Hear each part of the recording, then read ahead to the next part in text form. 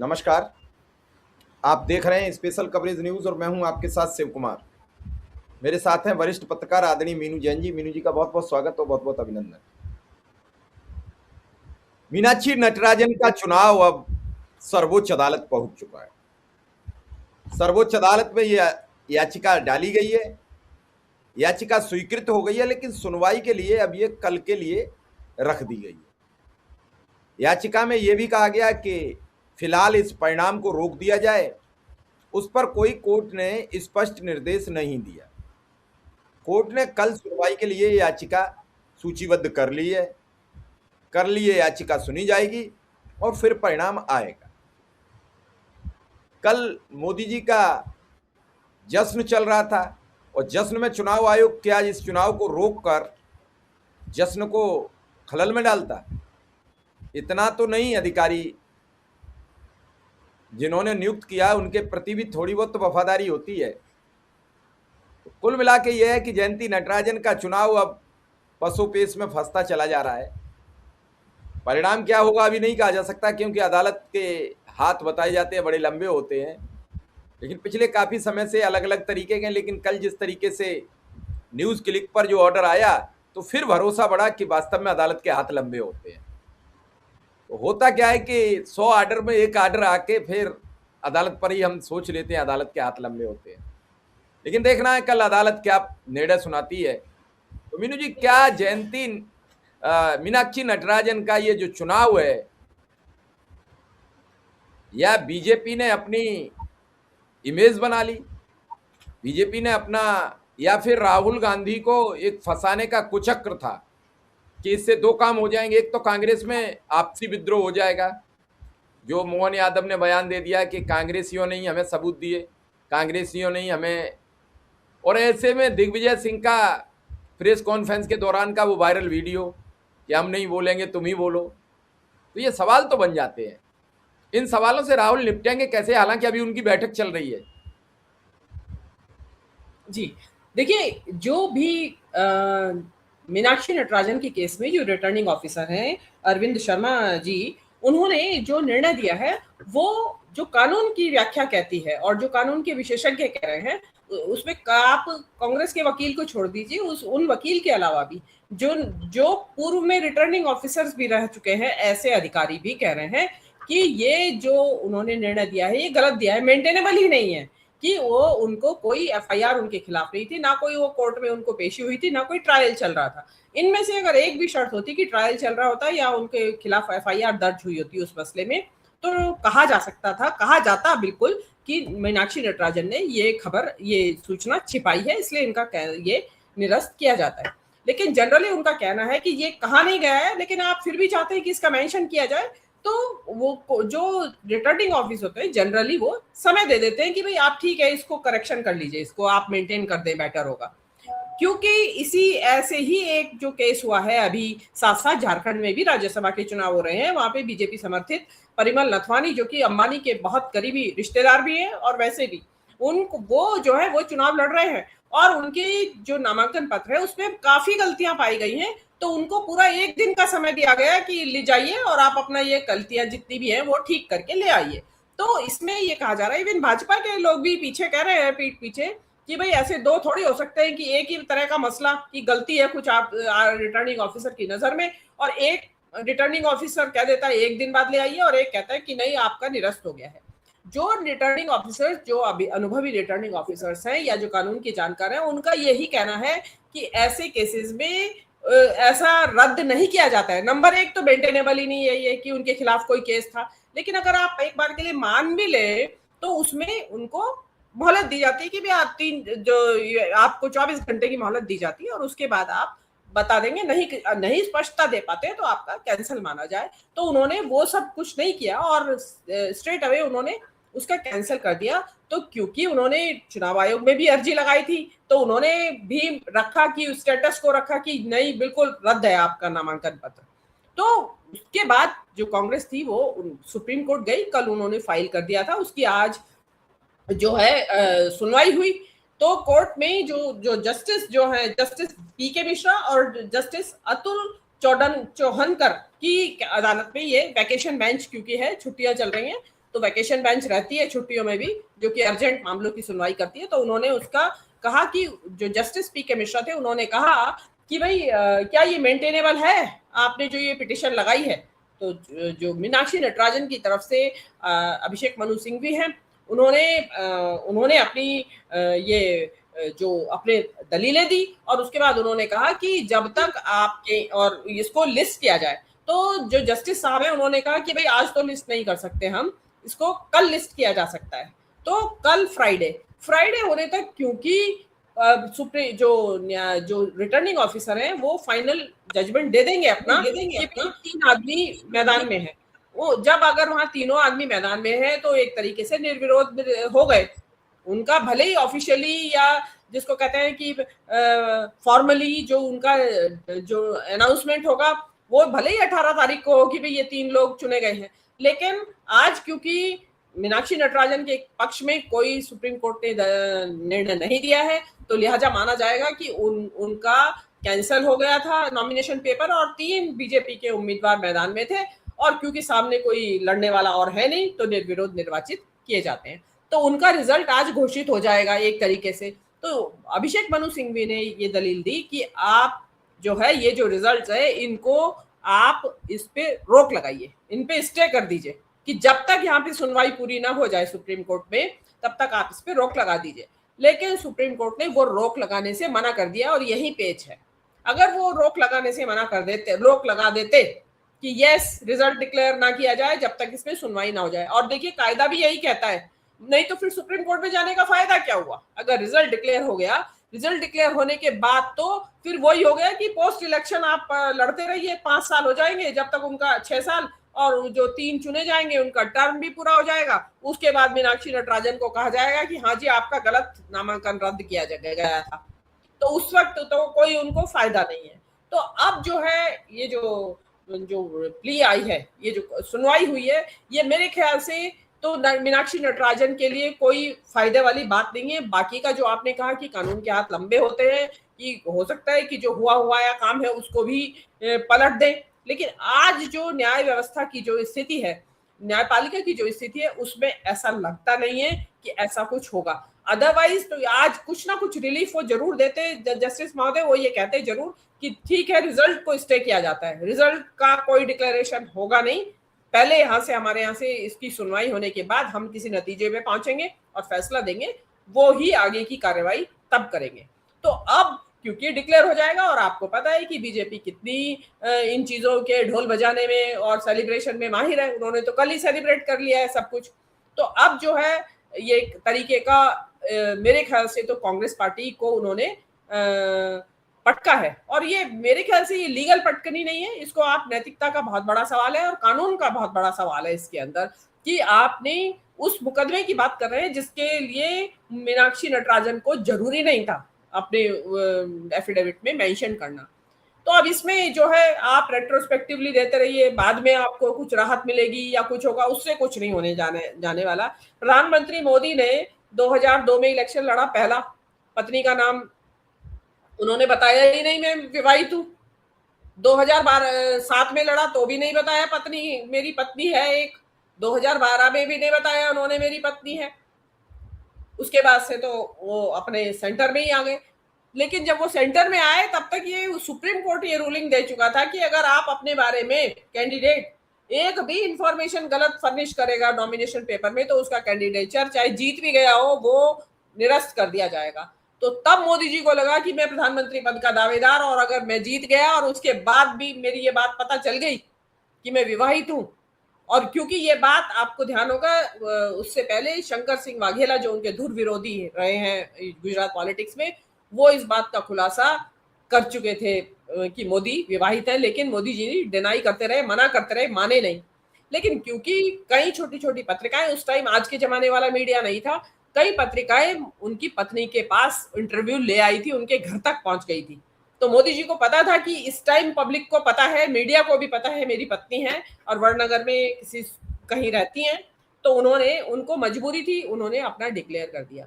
अभी एक शिव कुमार जी, एक अभी चेन्नई हाईकोर्ट में एक फैसला आया है, उसमें ऐसे ही विधायक की जो है इसी तरीके की उसकी विधायकी को रेस्टोर किया गया है पिछले रेट्रोस्पेक्टिवली इसको क्या कहेंगे कि पीछे से, तो उसको कहा गया है कि जो पुराना जो विधायक चुना गया था उसका नाम सभी रिकॉर्ड में से हटाया जाए, उसको जो भी फायदे मिले हैं, उसके जो भी डिसीजंस रहे हैं, उन सबको पलटा जाए।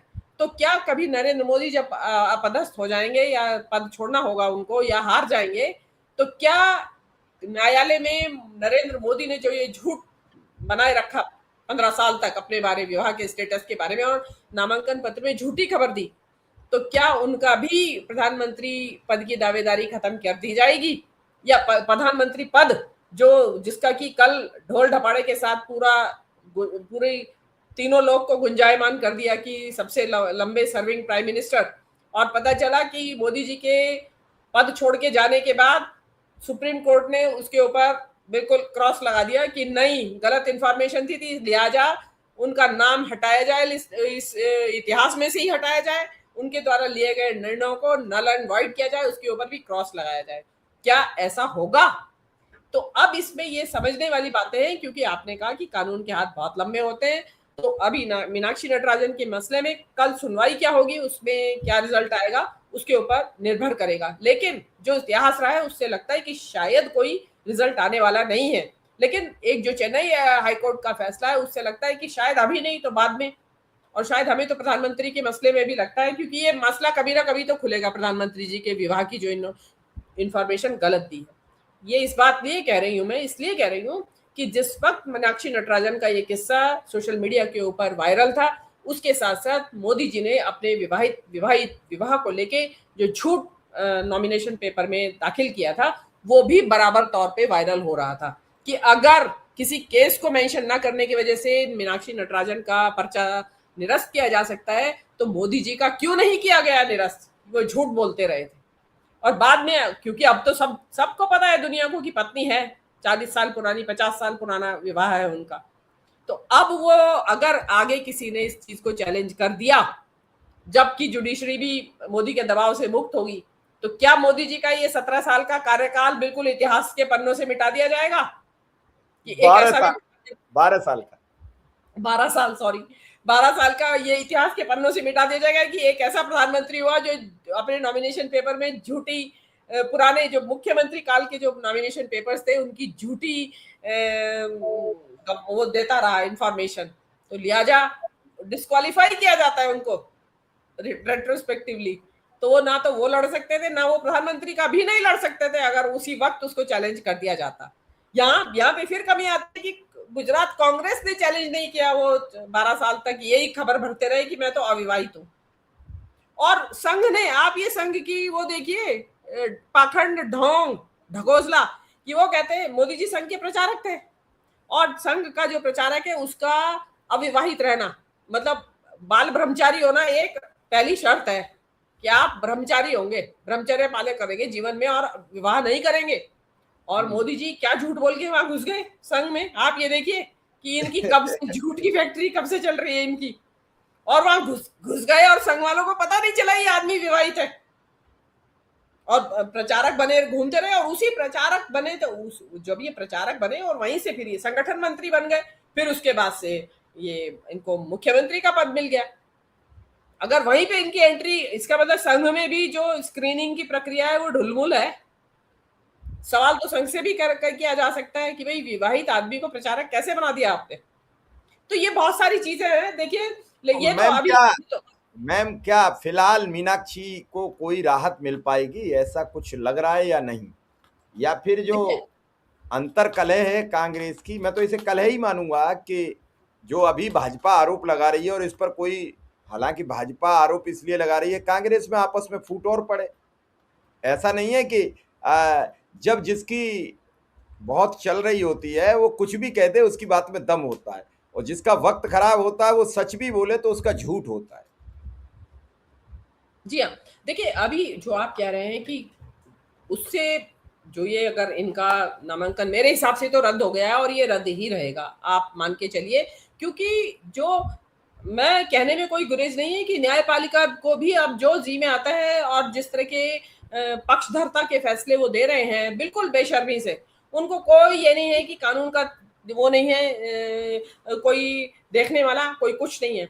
लेकिन लेकिन जिस तरीके से दिए जा रहे हैं फैसले, तो वो चीजें उससे लगता नहीं है कि होगा। लेकिन कल मैं एक जगह डिबेट सुन रही थी, उसमें एक हाईकोर्ट के वकील बोल रहे थे, उन्होंने बताया कि ये जो हमारे सीजेआई है सूर्यकांत, उन्हीं का एक फैसला है, उसमें कहा गया है कि इस तरह की छोटी मोटी अगर नॉमिनेशन पेपर में चूक हो जाती है तो उसको नजरअंदाज किया जाए।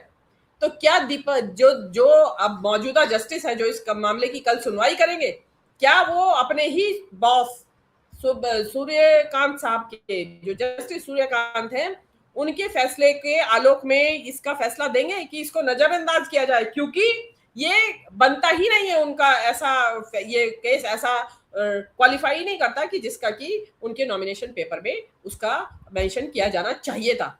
लेकिन अब क्योंकि न्यायपालिका के फैसले देने के कौन से तरीके हैं, क्या वो उनके दिमाग में सोच चल रही है, ये तो अब एक तरीके से पब्लिक पहले ही अनाउंस कर देती है कि इस केस का जजमेंट क्या आएगा। तो अब ये इसमें जजमेंट आएगा, और जो जो जो जस्टिस साहब है वो किस आलोक में फैसला देंगे, क्योंकि वो तो मेंटेन उसको कह रहे थे, पूछ ही रहे थे कि ये मेंटेनेबल भी है या नहीं, जो आपने पिटिशन लगाई है।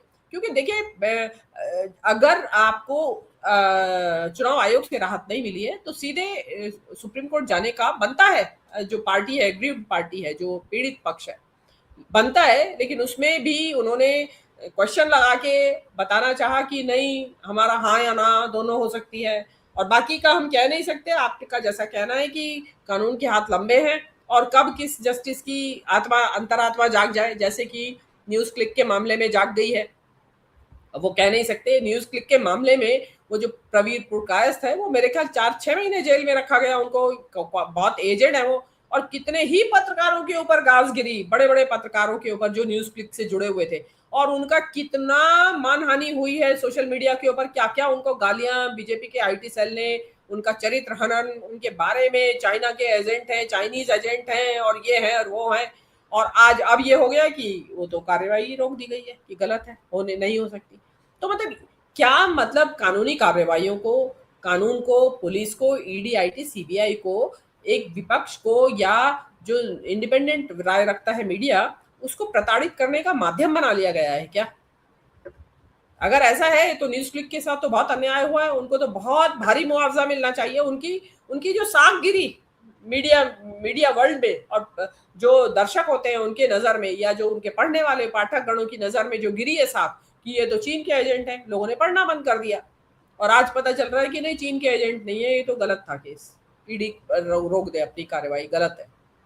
तो ये देखिए, जो ये जो होता ना कि देर से ट्यूबलाइट, उनके दिमाग की बत्ती अगर जजेस की देर से जले तो आप क्या कर सकते हैं। और अभी जो फिलहाल जो चल रहा है उसमें मुझे तो नहीं लगता कि कुछ मीनाक्षी नटराजन को राहत मिलेगी। अगर आज जस्टिस साहब रिजल्ट के ऊपर रोक लगा देते तो शायद कुछ उम्मीद बनती थी, लेकिन मुझे नहीं लगता। और आपने जो सवाल पूछा कि कांग्रेस के अंदर जूतम पैजार होना स्वाभाविक है, देखिए जो तेलंगाना, सबसे पहले तो क्योंकि खबर तेलंगाना से आई है, तो देखिए इस चीज का कोई ये कहे जी प्रूफ दो, वहां से कैसे आई, बताओ कौन सी डाक से आई, कौन सी मेल से आया, ये जो केस का मामला, ये मामला कैसे पहुंचा बीजेपी तक मध्य प्रदेश की, तो इसका तो कोई सबूत नहीं है। ये सीध कोई भी बुद्धिमान आदमी अंदाजा लगा सकता है कि ये तेलंगाना के कांग्रेस पार्टी की तरफ से आई। अब तेलंगाना में बाहर से भी होते हैं, प्रभारी गए हुए होते हैं, राज्य के प्रभारी हैं, सोशल मीडिया प्रभारी हैं, बहुत सारे लोग होते हैं जो बाहर से आते हैं राज्य में। तो पार्टी के द्वारा नियुक्त वहां पे प्रभार जो भी थे, जो झगड़ा था उसमें महिला के द्वारा छेड़छाड़ का मसला था, उसमें उसने कहा कि क्योंकि जयंती नटराजन प्रभारी थी तो उन्होंने, उनको भी मैंने कहा था, उन्होंने मेरी बात सुनी नहीं। तो उन्होंने जो केस डाला वहां के कोर्ट में, तो उसमें उन्होंने, जयंती नटराजन ने कहा कि मेरा कुछ लेना देना है ही नहीं इस केस से, मुझे इस चीज की कोई जानकारी नहीं है। तो उनके खिलाफ कोई ना तो एफआईआर की उस महिला ने, जो पीड़ित महिला थी, ना उन्होंने कोई, ना कोर्ट ने कोई इस तरह का उनके खिलाफ मुकदमा दायर करने का आदेश दिया। उन्होंने जो जवाब दिया था उससे कोर्ट इसका मतलब संतुष्ट थी। लेकिन अब इस केस को उठाना, तो इससे पता चलता है कि देखिए, हम आरोप नहीं लगा रहे हैं, मध्य प्रदेश में भी कुछ ऐसे लोग हैं कि जिनका पत्ता कटा है राज्यसभा से, बड़े दिग्गज नेता हैं बहुत सारे, तो उनका जो पत्ता कटा है राज्यसभा से, तो क्योंकि अब हमारे देश की पॉलिटिक्स में तो शिव कुमार जी मैं एक वर्ड इस्तेमाल कर रही हूँ, पता नहीं दर्शकों को नागवार गुजरे, कि पैर कब्र में लटक रहे हो चाहे नेता के, लेकिन कुर्सी नहीं छूटनी चाहिए। तो ये स्थिति देश के अंदर है। आप हमारे यहाँ मतलब 90-95, आप देवगढ़ साहब को देख लीजिए, चला उनसे जाता नहीं था, वो फिर भी राज्यसभा की कुर्सी, और पता नहीं अभी दोबारा से फिर ना आ जाए। तो आप अमेरिका में देखिए, बराक ओबामा की उम्र 50 साल थी जिस वक्त तो 2 बार के राष्ट्रपति बने, और उसके बाद आउट। उसके बाद वो कभी कभार उसमें आते हैं, बस केवल जो उनके राष्ट्रपतियों की जो चुनावी प्रचार होता है ना, केवल चुनाव प्रचार में आते हैं, उनका कोई दखल नहीं है राजनीति में। ना उन्होंने अपनी औरत को, पत्नी मैम को अब बीच कांग्रेस ने अपने सभी बड़े वकील, इस मामले में अंतिम सवाल मेरा है आपसे, कांग्रेस ने सभी बड़े वकील अपने मैदान में उतार दिए। अभिषेक मनु सिंह, अभी सलमान खुर्शीद, विवेक तनखा, और सब कह रहे हैं कि पर्चा गलत निरस्त हो रहा है, लेकिन क्या इसके बाद न्याय मिलेगा? देखिए, अब ये तो जज साहब के ऊपर है कि वो कितना न्याय के आलोक में, जो कि कानून है, जो कि जो इस देश की जो विधि सम्मत जो फैसला देते हैं या नहीं, ये उनके ऊपर है कि वो क्या क्या कहते हैं। क्योंकि मैंने अभी आपको बताया कि जस्टिस सूर्यकांत का ही एक पुराना फैसला है जिसमें उन्होंने कहा है कि इस तरह की जो छोटी मोटी डिफेक्ट्स या कमियां रह जाती हैं उनको अनदेखा किया जाए। इन्हीं मामलों को लेके अपराध, ये जो कोर्ट में या पुलिस थाने में मामले चल रहे होते हैं, इन्हीं के बारे में उन्होंने कहा है। तो अगर ये जो कांग्रेस वाले हैं वो तो शायद करेंगे, इसको मेंशन करेंगे कि आप ही के जो बॉस हैं जस्टिस साहब, उन्हीं का एक फैसला है, उसके आलोक में और बहुत सारे फैसले हैं जिसमें कि इसमें गलत माना गया है, इस तरह की चीजों को डिसमिस किया गया है। यहाँ पे अब अगेन वही आती है ना कि अब अरविंद साहब ने जो आरओ थे, उन्होंने तो दे दिया फैसला। उन्होंने तो, वहां हाल ऐसा हो रहा है शिव कुमार जी कि इस देश के अंदर जजेस की तो बात छोड़ दीजिए, उनको तो हम बात नहीं कर रहे हैं ना, हम उनकी आलोचना कर रहे हैं, हम तो नीचे जुडिशरी की बाबू लोगों की, वहां चाय से ज्यादा केतली गर्म हो रही है। वो इस चक्कर में है कि हम ज्यादा वफादार भाजपा के, हम ज्यादा, देखिए हम ये कर सकते हैं, देखिए हमने आपके लिए। अब वो जो अरविंद शर्मा साहब हैं, वो तो उन्होंने तो अपनी जुगत बढ़ानी शुरू कर दी होगी कि भाई देखो, आपके लिए इतना बड़ा काम किया कांग्रेस की, हमने वाट लगा दी है, अब मुझे क्या मिलने वाला है। अब देख लीजिएगा, हो सकता है उन्हीं को राज्यसभा का टिकट मिल जाए, क्या मालूम। तो हो सकता है कहीं मानवाधिकार आयोग के अध्यक्ष बना दिए जाएं कि वे बहुत बड़ी सेवा करी, क्योंकि इस सरकार का रिकॉर्ड रहा है कि जिन्होंने भी सेवा करी है सरकार की प्राचीन काल में, उसमें चाहे अमित शाह का सोहराबुद्दीन का मामला हो, चाहे मोदी जी का हो, वो सबको रिवॉर्ड मिला है। आप देखते रहिए, आप देखिए बोबड़े साहब, आपके गोगोई साहब, सबको सबको मोदी जी किसी का एहसान रखते नहीं है, पूरा एहसान का बदला चुका देते हैं। इतने मोदी जी एहसान फरामोश नहीं है। तो अब आप अंदाजा लगा लीजिए कि जो अरविंद साहब हैं, वो मतलब उसी मुद्दे पे झारखंड का जो आरओ है, रिटर्निंग ऑफिसर है, उसके उसको तो कानून का ज्ञान है और उसकी आत्मा भी जागृत है, अंतरात्मा। लेकिन जो अरविंद साहब हैं, जो मध्य प्रदेश के हैं आरओ, उनकी आत्मा सोई पड़ी है और उनको कानून का ज्ञान भी नहीं है, और लिहाजा उन्होंने एक ही लाइन में उसको क्रॉस लगा दिया, महज इसलिए कि तेलंगाना से किसी कांग्रेसी ने ये केस भेज दिया। हाउ डू यू नो, आप अपना भी तो अकल इस्तेमाल करिए कि कांग्रेसी ने तो भेज दिया केस कि जी ये केस है, मैं हम मान के चल रहे हैं वहां के कांग्रेसियों की, बीजेपी वालों की बात, मध्य प्रदेश के, कि वहां के कांग्रेसियों ने भेज दिया। लेकिन आरओ साहब की अपनी भी तो बुद्धि और अपना ज्ञान, जो उनका अनुभव होगा, उन्होंने उसको अप्लाई नहीं किया कि ये मेंटेनेबल है कि नहीं है। वो भी इस चक्कर में उनके ऊपर दबाव इतना कि वहां बताते हैं कि एक हाई कोर्ट के पूर्व जज वहां पे प्लीड करने आ गए थे, रोहित आर्या साहब, जस्टिस रोहित आर्या, और वो बता रहे हैं कि उनको अधिकार नहीं है, उन्होंने अपना अधिकार का सीमा उल्लंघी है। अब ये पता नहीं कि ये जो कांग्रेस है वो क्या क्या मुद्दे वहां पे उठाएगी या किस तरह से उन्होंने केस की तैयारी की है। तो ये जो जो किस्सा हुआ है मीनाक्षी नटराजन का, इसमें बहुत सारे झोल है। मतलब आपने एक तो गलत डिस्क्वालिफिकेशन किया, वो बनता ही नहीं था ना वो मुकदमे का मेंशन करना। दूसरे वो जस्टिस साहब आके उसके अंदर घुसे और बता रहे कि उनके पास पास भी नहीं था अंदर आने का, उसके बावजूद वो किसी दूसरे के पास पे अंदर आए। लेकिन क्योंकि सैयब है कोतवाल, तो फिर काहे का डर है। तो सबकी अपनी मनमर्जी चल रही है। और मीनाक्षी नटराजन का केस देखिए, मीनाक्षी नटराजन का केस ये इसलिए ज्यादा महत्वपूर्ण बन जाता है क्योंकि ये राहुल गांधी की जो निजी इंटरेस्ट से, क्योंकि उनको उनके ऊपर बहुत भरोसा है। और मैंने आपको एक प्रोग्राम में कल भी बताया था कि मीनाक्षी नटराजन एक बहुत काबिल और बहुत ईमानदार नेता हैं, जो कि पार्टीज में, आजकल की पॉलिटिकल पार्टीज में कांग्रेस में भी इवन ऐसे नेता मिलना बड़ा मुश्किल है, ईमानदारी भी हो और काबिलियत भी हो।